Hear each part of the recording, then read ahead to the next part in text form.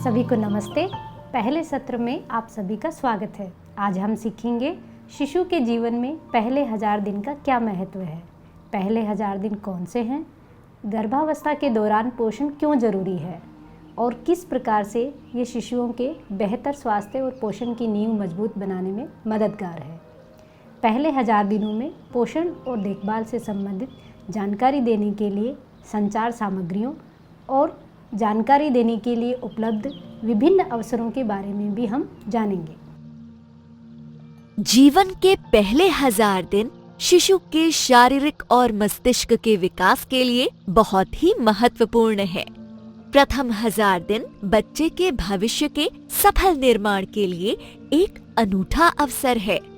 इसीलिए इस अवधि को गोल्डन डेज या विंडो ऑफ अपॉर्चुनिटी यानी स्वर्णिम अवसर भी कहा जाता है। तो आइए अब समझते हैं कि प्रथम 1000 दिवस किसे कहते हैं। गर्भावस्था से प्रसव तक 270 दिन, जन्म से 6 महीने तक 180 दिन और 7वें महीने से 2 वर्ष तक 550 दिन होते हैं। यदि हम इन तीनों अंकों को जोड़ेंगे तो कुल समय 1000 दिन होता है। 1000 दिन में जिस सही पोषण, सही देखभाल की जरूरत होती है, उसको यदि सही ढंग से हम नहीं करते हैं और उसमें कुछ रुकावट आती है तो इससे शरीर और मस्तिष्क दोनों का विकास प्रभावित हो सकता है। हम ग्राफ में देख सकते हैं कि नाटापन, दुबलापन और कम वजन होने की संभावना सबसे अधिक इन्हीं 1000 दिनों के दौरान होती है। मस्तिष्क का विकास भी इन्हीं 1000 दिनों के दौरान बहुत तेजी से होता है और 2 साल के बाद मस्तिष्क के विकास की गति धीमी हो जाती है। देखा जाए तो मस्तिष्क की कहानी गर्भ से ही शुरू हो जाती है। उसका निर्माण और विकास गर्भ में ही शुरू हो जाता है। शिशु के मस्तिष्क में तंत्रिका कोशिकाओं का विकास भी लगभग 2 वर्ष की उम्र तक हो जाता है। यह देखा गया है कि जो बच्चे सामान्य वजन के होते हैं उनके मस्तिष्क की वायरिंग या तंत्रिका कोशिकाएं बहुत ही अच्छी और घनी होती हैं, परंतु जो बच्चा नाटेपन का शिकार होता है उसके मस्तिष्क की वायरिंग ठीक से नहीं होती है। वो छोटी और बिखरी हुई होती है। इसे आसान शब्दों में समझें तो जिन बच्चों में वायरिंग अच्छी होती है वे बच्चे सक्रिय और बुद्धिमान होते हैं। प्रथम 1000 दिनों के दौरान बच्चे में भाषा की समझ, दृष्टि और इंद्रियों का विकास भी होता है। तो बहनों, हमने अब तक सीखा कि जीवन के प्रथम 1000 दिन किसे कहते हैं और इस समय शिशु की सही देखभाल और पोषण किस तरह उनके विकास को प्रभावित करता है। आइए अब आपसे जानते हैं कि आप लाभार्थियों और उनके परिवार को प्रथम 1000 दिवस के महत्व पर क्या क्या सलाह और जानकारी देंगी। गर्भावस्था का समय शिशु के पूरे जीवन को प्रभावित करता है। यदि किसी महिला के गर्भ में बच्ची है तो वह बच्ची भी भविष्य में मां बनेगी। गर्भवती महिला को मिलने वाले पोषण का लाभ उसकी पैदा होने वाली बच्ची को भी मिलता है। इसी प्रकार से यह क्रम चलता रहता है। किशोरावस्था में गर्भवती होना जैसी स्थितियां आने वाले शिशु के जीवन के साथ साथ आने वाली कई पीढ़ियों को प्रभावित कर सकती है। सही समय पर यदि वह मां बनती है और स्वस्थ व सामान्य गर्भावस्था रहती है तो आने वाली गैर संचारी बीमारियों जैसे कि डायबिटीज और हृदय संबंधी बीमारियों का सामना वह कर सकती है। यदि हम चाहते हैं कि शिशु के मस्तिष्क का संपूर्ण विकास हो तो गर्भावस्था के दौरान सामान्य से अधिक और विभिन्न प्रकार का भोजन खाना बहुत ही जरूरी है। गर्भावस्था के दौरान पौष्टिक भोजन खाना जरूरी है क्योंकि गर्भावस्था के दौरान गर्भ में शिशु की वृद्धि और विकास के लिए पोषण की जरूरतें बढ़ जाती हैं। इसके अलावा प्रोटीन और विटामिन, आयरन, फॉलिक एसिड व कैल्शियम जैसे सूक्ष्म तत्वों की आवश्यकता भी बढ़ जाती है। इस समय गर्भवती महिला का वजन कम से कम 10 से 12 किलोग्राम बढ़ना चाहिए। यदि गर्भवती महिला का वजन सही तरीके से बढ़ रहा है तो इसका मतलब है कि गर्भाशय में शिशु का निर्माण सही तरह से हो रहा है। उसके अंग सही तरह से बन रहे हैं, जैसे कि हाथ, होठ, आँखें, कान, दांत और शरीर के अन्य अंग। यदि गर्भवती महिला का स्वास्थ्य अच्छा है और वजन सही तरह से बढ़ रहा है तो गर्भवती महिला को जटिलताएं भी कम होंगी। साथ में धात्री माताओं को भी पोषण युक्त आहार खाना चाहिए। प्रसव के बाद पहले 6 महीनों के दौरान स्तनपान कराने वाली माताओं में ऊर्जा की मांग गर्भावस्था से पहले की मांग से अधिक होती है। ऐसा भी देखा गया है कि पौष्टिक आहार के सेवन से कुपोषित महिलाओं की स्तनपान कराने की क्षमता में भी सुधार हो सकता है। कुल मिलाकर गर्भवती और धात्री महिलाओं को भोजन पेट भरने के लिए नहीं, परंतु शिशु के पोषण व दिमाग के विकास के लिए करना चाहिए।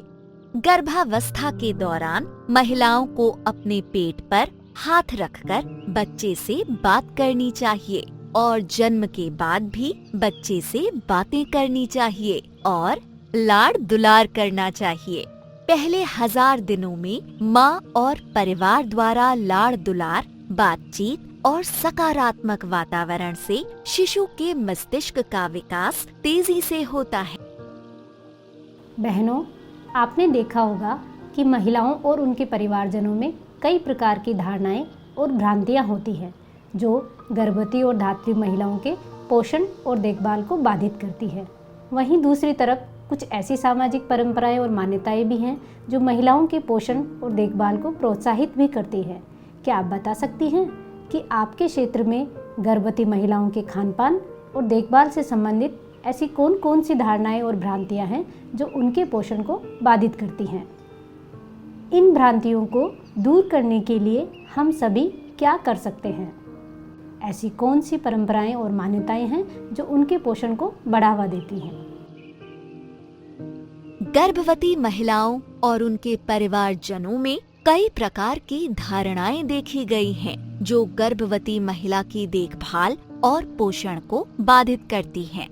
जैसे पहला, गर्भवती महिलाएं अपना नियमित काम सामान्य रूप से करती हैं, तो उनको व परिवारजनों को पोषण की कोई कमी नहीं दिखती।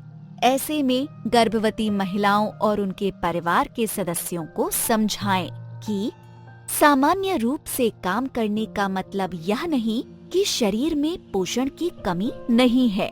गर्भावस्था में पोषण की कमी का अनुमान वजन और खून में आयरन की कमी से लगाया जा सकता है।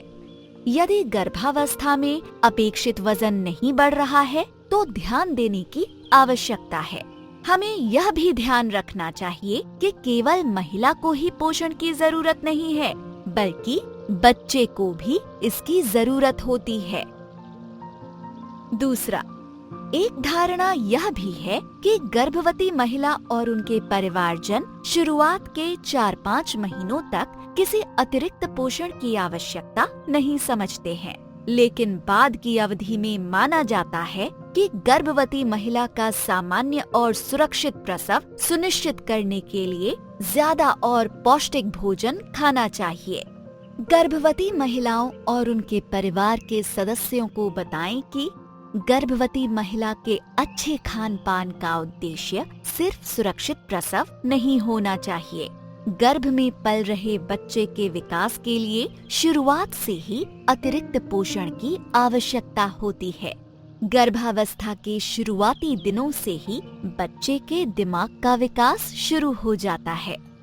तीसरा, आमतौर पर देखा गया है कि गर्भवती महिलाएं मजदूरी और खेत पर काम पर जाने के कारण दिन में सिर्फ 2 वक्त और कम मात्रा में खाना खाती हैं।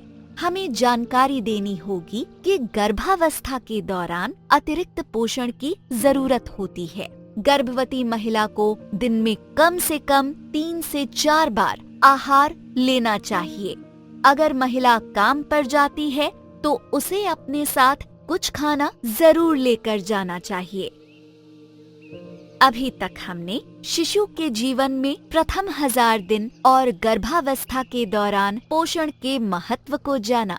आइए अब उन संचार सामग्रियों के बारे में बात करते हैं जो गर्भवती महिला और बच्चे की देखभाल के बारे में संदेश समुदाय तक प्रभावी तरीके से पहुंचाने में आपकी मदद करेंगी। हम यह भी जानेंगे कि वह कौन कौन से अवसर हैं जब हमें गर्भवती महिला और उनके परिवार को शिशु के जीवन में प्रथम 1000 दिन और मातृ पोषण के महत्व के बारे में बताना चाहिए। शिशु के जीवन में प्रथम 1000 दिन के महत्व पर जानकारी देने के लिए आपके पास कई प्रकार की संचार सामग्री उपलब्ध है। याद कीजिए कौन कौन सी संचार सामग्री आपके पास है। हमारे पास फ्लिप बुक, परामर्श पुस्तिका, हमारे आंगनवाड़ी केंद्र पर लगे पोस्टर, ILA टेक अवे और वीडियो फिल्म उपलब्ध हैं। तो आइए इन्हीं सामग्रियों के बारे में बात करते हैं कि कैसे यह संचार सामग्रियां प्रभावी तरीके से संदेश देने में हमारी मदद कर सकती हैं। इनमें से आज हम आपके पास उपलब्ध फ्लिप बुक के उपयोग के बारे में विस्तार से समझते हैं। इस फ्लिप बुक में गर्भवती महिला और शिशु के पोषण से संबंधित आवश्यक जानकारियां दी गई हैं। समूह चर्चा व परामर्श के दौरान आप इस फ्लिप बुक का उपयोग कर सकते हैं। फ्लिप बुक के बेहतर उपयोग के लिए कुछ बातों का अवश्य ध्यान रखें।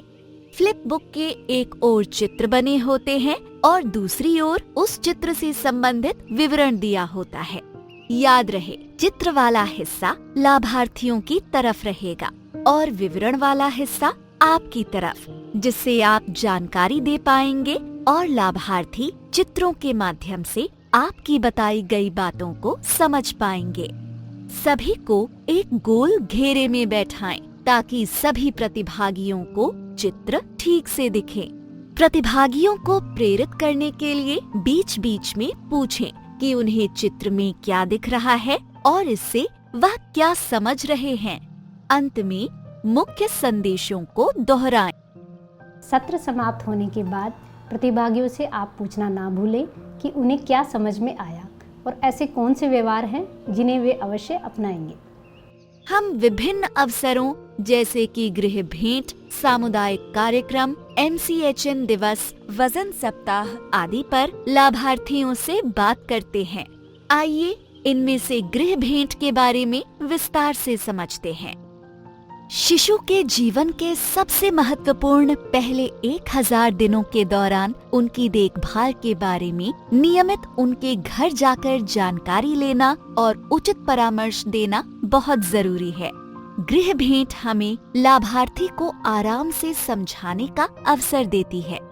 इसके साथ ही लाभार्थी के पति, सास और परिवार के अन्य सदस्यों को भी समझाने का अवसर मिलता है, जिससे माताओं को अपेक्षित व्यवहार अपनाने के लिए सहयोग और अनुकूल वातावरण मिल सके। गर्भावस्था और शिशु की देखभाल के दौरान कई ऐसे व्यवहार होते हैं जिनका पालन कठिन होता है और निरंतर सहयोग की आवश्यकता होती है। ऐसे में गृह भेंट कर माताओं को प्रेरित करके और उनकी समस्याओं का समाधान करके उन अभ्यासों का पालन सुनिश्चित कर सकते हैं। कई बार गर्भवती महिला और बच्चे की माता को सभी जानकारी होने के बावजूद भी वे पोषण संबंधित उचित व्यवहार नहीं कर पाती हैं। इसका एक मुख्य कारण परिवार में उसकी सहमति नहीं होना और घर के बड़े बुजुर्गों, खास तौर पर सास द्वारा उसकी मान्यता न मिलना है। गृह भेंट हमें परिवार के बीच पोषण संबंधी मिथकों को दूर करने, भ्रांतियों को दूर करने का अवसर प्रदान करता है। इसलिए परिवार के सदस्यों, मुख्य तौर पर पति व सास को भी परामर्श में शामिल करना चाहिए, जिससे उन्हें भी जानकारी मिल सके। गर्भावस्था से लेकर बच्चे के 2 वर्ष का हो जाने तक आपको दी गई तालिका अनुसार निरंतर गृह भेंट करनी चाहिए। यह तालिका आपको ILA प्रशिक्षण के दौरान दिए गए टेक अवे संख्या 2 में दी गई है। इसकी मदद से आप गृह भेंट योजना बना सकते हैं। अब तो गृह भेंट योजना बनाना और भी आसान है। मोबाइल में पोषण ट्रैकर ऐप पर पता चल जाता है कि अगला गृह भ्रमण कब और किसके यहाँ करना है। यदि मोबाइल में सभी लाभार्थियों की जानकारी दर्ज है और आपने पिछली गृह भेंट का विवरण दर्ज किया है, तो ये पोषण ट्रैकर ऐप आपको बता देगा कि आपको अगली गृह भेंट कहाँ करनी है और कब करनी है। आइए अब हम अंतर्वैयक्तिक संवाद, व्यक्तिगत परामर्श के बारे में बात करते हैं। जानकारी प्रदान करने और लाभार्थी का व्यवहार परिवर्तन सुनिश्चित करने के विभिन्न माध्यम हैं। इनमें से सबसे प्रभावी तरीका है अंतर्वैयक्तिक संवाद या व्यक्तिगत परामर्श। अंतर्वैयक्तिक संवाद या आपस में बातचीत, जानकारी देने, प्रेरित करने, समस्या का समाधान करने और किसी मुद्दे पर हस्तक्षेप करने के लिए आवश्यक है। ये सुनिश्चित करने के लिए कि लाभार्थी और उनके परिवार के सदस्य हमारी बातों को समझें और उचित व्यवहारों का पालन करें, ये महत्वपूर्ण है कि हम परामर्श संबंधित कुछ अहम बातों का ध्यान रखें। किसी लाभार्थी को व्यक्तिगत परामर्श या परिवार के सदस्यों को एक साथ परामर्श देते समय गैदर के 6 चरणों का पालन करना चाहिए। पहला है जी, ग्रीट, जिसका मतलब है अभिवादन करना।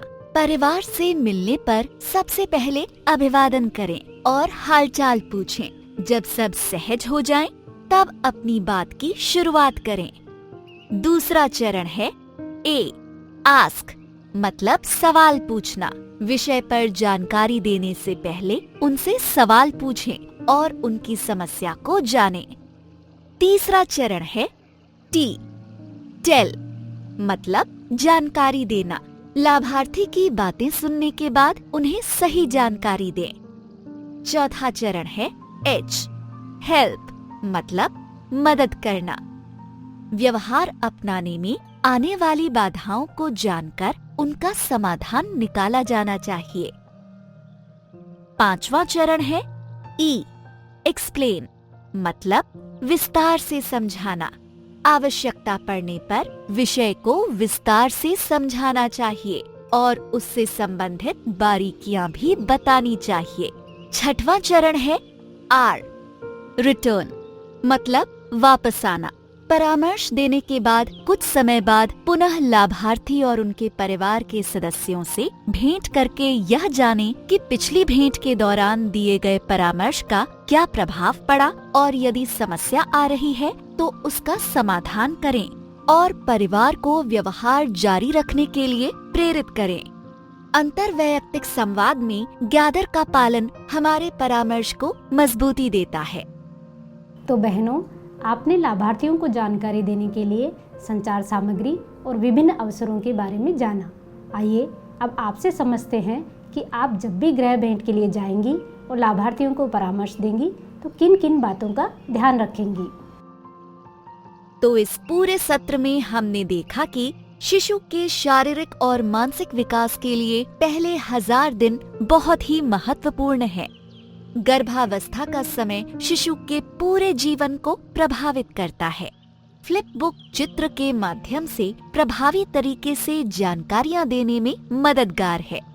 गृह भेंट और परामर्श को प्रभावी बनाने के लिए गैदर के 6 चरणों का पालन करना। इस सत्र में आपकी सक्रिय भागीदारी के लिए आपका बहुत बहुत धन्यवाद। अगले सत्र में हम गर्भावस्था के दौरान पोषण, आहार के प्रकार और पोषक तत्व, वजन में वृद्धि और उसके महत्व के बारे में समझेंगे।